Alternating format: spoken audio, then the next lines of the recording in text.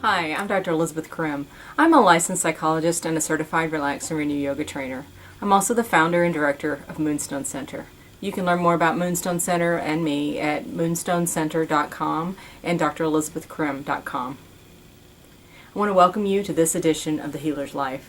The Healer's Life is a newsletter and video I put out each month to attend to you, the healthcare provider, the healing professional, the teacher, the educator, the minister, any of you who spend your time in practice, in your profession, attending to the health and nurture and care of other people.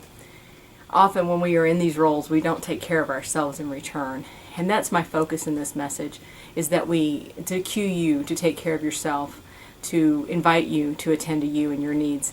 I want to really highlight that during this season of very chaotic energy, exciting, happy, fun, often warm and tender, but can also be difficult and stir up old patterns if you're returning to family systems from your childhood, or if you're interacting with family, which we often are during this season. I'm obviously celebrating Christmas. That's my holiday. It's my faith. But I also have many friends who are Jewish and love and honor their traditions as well. And so many of the Jewish traditions are interwoven in and the base of the Christian traditions. They can really flow together very, very beautifully if we allow them. So I want to say Happy Hanukkah to those of you who are entering into Hanukkah this week.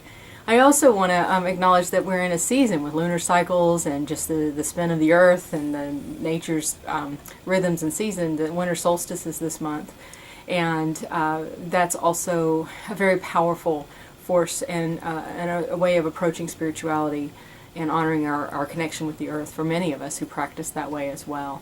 I love to borrow from so many different traditions, even as I wear my Santa hat and say Merry Christmas. But I want to honor all these different traditions. Some of you even celebrate Kwanzaa, and there's probably other ones out there that I am not familiar with. But I want to honor any holiday or ritual that happens to really emerge during this very powerful time in our lives, in our communities, and in this season of this time of year.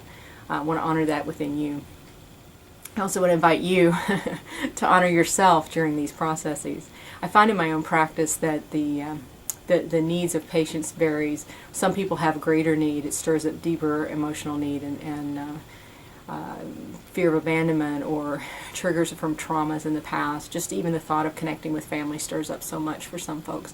But there's also, for some, they kind of are shored up or they kind of put themselves together and need us less. But there's a change. There's often some kind of shift around the holidays in the pace of our practice, the pace and rhythm with which we see people and how we do that work, as we even take our own time off for the holidays, either between Christmas and New Year's or more, depending whether you're traveling or what your plans are for the holidays.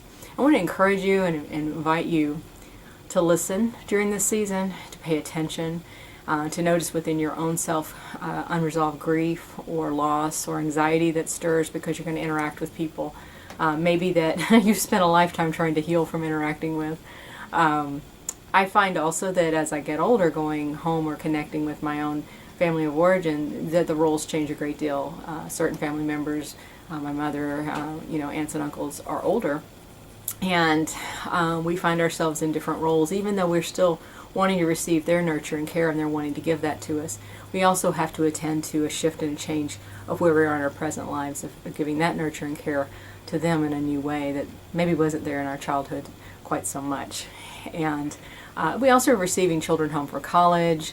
They're having their own plans with their friends. Their own lives are emerging, and we're having to adapt how to have adult children in our lives if we're at that stage of our development. And all of this is going on even while we're still attending to others in our profession. So there's a lot stirring up for us. I also see that there's a lot of grief happening during this time of year. Certain relatives are no longer with us. They've died in the past year or several years past, but it still stirs a time of remembrance of them. So it's a season of mixed emotions, mixed feelings, mixed states. Some people's depression gets worse during this season. Anxieties pick up. There's a lot of different things that can happen, and that can happen for you as well. So I kind of want to just take you in a little bit more personal place for myself. We've been talking about silence and taking time and space and being thankful and all of these kind of quieting inward pieces. And one of the things we do each year in my family is we go to a church service on Christmas Eve where they have a candlelight service. And the last thing they do is light the candles, and everyone in the sanctuary or in the church has their candle lit while we sing Silent Night, Holy Night. And I really am always moved by that song. It was my favorite Christmas carol from childhood, and it continues to really touch me.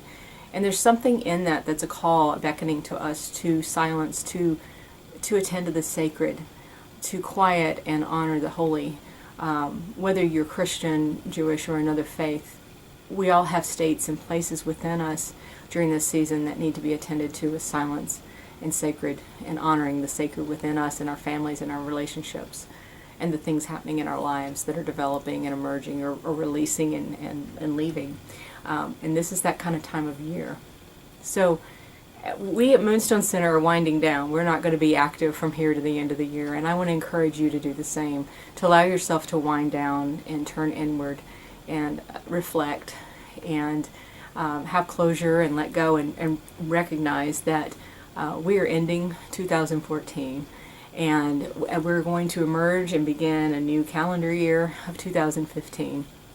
And we will be back engaged with you in 2015. I'm speaking at Fusion and some other places. Please check out the website to see what's going on. The Healer's Life consultation group is still going to be going on. But for this month, we're quieting down, and I want to invite you to do the same.